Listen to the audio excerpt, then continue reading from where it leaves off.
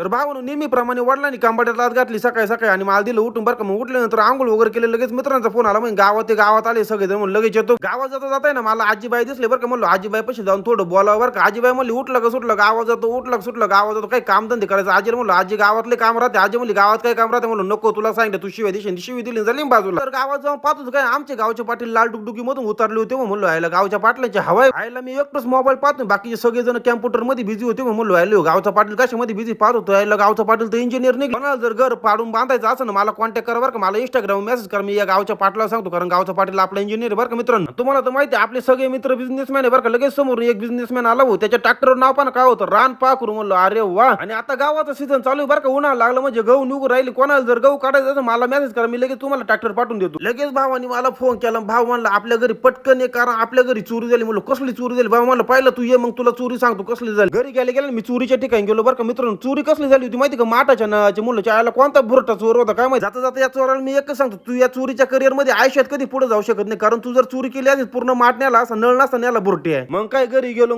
मस्त तासून झोपलं बरं का. तासून झोपल्यानंतर तुम्हाला माहिती 4-5 वाजता उठल्यानंतर आपलं कामच राहतं म्हणजे गिनी गावात आहे. पण इकडे ना काहीतरी भांडणं चालू होते. म्हणून मी माझं चुलताय ना असे भांडणं पाहतो बरं कोणाच चालू आहे. आमच्या घरामागे तुडीवाले त्यांचे भांडणं चालू होते. मित्रांनो मला लाईक फॉलो करा बरं. तुमच्या जवळच मी संगनमेर मध्ये हांगेवाडी गाव माझं तुम्ही फॉलो करा बरं मला पटकन.